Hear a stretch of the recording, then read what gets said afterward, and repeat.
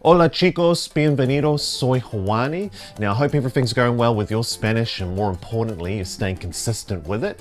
Now today, of course, I've got another really useful paraphrase for you, which is really going to help you express yourself more in Spanish because it is used all the time. But first, let's go through some examples. María empieza a trabajar mañana. María empieza a trabajar mañana. Empezaremos a estudiar español la semana que viene. Empezaremos a estudiar español la semana que viene. Empecé a estudiar español hace 4 años. Empecé a estudiar español hace 4 años. So you guessed it, we're using the verb empezar. So the verb empezar to basically talk or describe things that are starting or beginning. So it's really similar to how we use it in English. It's used all the time. So it's a really important phrase that we're going to go through today. So what we're going to do is, first of all, go through the formula, but then we're also going to go through the conjugations, and we're also going to go through some specific examples so that you can really understand how you can use this perífrasis to really expand or express yourself more in Spanish. Now let's get into it. Vamos. All right, now let's first go through the specific formula that we're going to use. So the formula is empezar plus a plus another verb in its infinitive form. So it's pretty simple. So let's break it down. So we're first going to go through the conjugations to the verb empezar. So we'll just keep it basic to start with. We'll just go through the indicative or the present tense. So you can see from the conjugations, the verb empezar is irregular as well. So the yo form, for example, yo empiezo. So I'm not going to go through examples through all the conjugations. Okay, we'll mainly start off with the yo form just until you get your head around it, and then you can start adding in more examples with different people or different things as you start to advance your Spanish with this one. So first example, yo empiezo a trabajar en la cocina la semana que viene.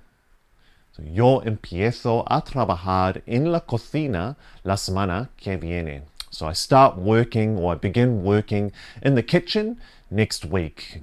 So just remember, after using a, we don't add on the ing. Okay, in Spanish, we don't add on the ing to that verb. So we just use the verb empiezo a trabajar. So we just leave trabajar in its infinitive form. Otro ejemplo, empiezo a ver las cosas claramente. So empiezo a ver las cosas claramente.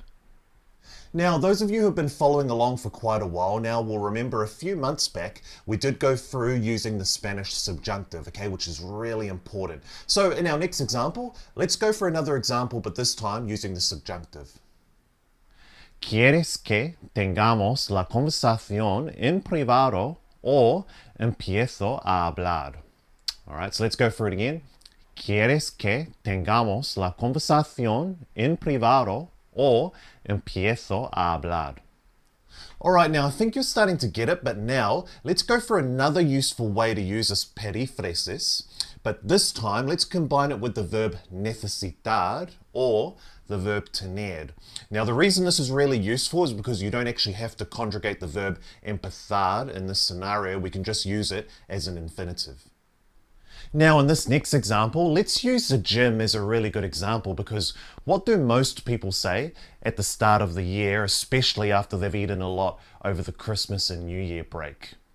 So using the verb tener, first example, tengo que empezar a ir al gimnasio. So tengo que empezar a ir al gimnasio. So I have to start going to the gym. So you can see by this construction, really useful because we don't have to conjugate empezar, and then we can just add on another verb as well and leave them both in its infinitive form. Just conjugating the verb tener, of course. All right, let's go for another example. Tengo que empezar a hacer más cosas por mí mismo. So tengo que empezar a hacer más cosas por mí mismo. All right, now let's switch it up a little. Let's use the verb necesitar this time. So let's talk about you. So the tú form, necesitas empezar a ahorrar para tus viajes. Necesitas empezar a ahorrar para tus viajes. Or another example, which I think is pretty true for most of us. Necesito empezar a ganar más dinero. So, necesito empezar a ganar más dinero. Now everyone, I hope that helps. So you know what I want you to do next. I want you to, if it helps, write out a few examples, okay, so you get everything clearly in your head, the formula and some examples, etc. And then I want you to go and practice these and use these in the next few conversations that you have in Spanish. As always, if I can help with anything else, feel free to leave a comment in the comment section below. But apart from that, I'll see you in the next one. Hasta pronto.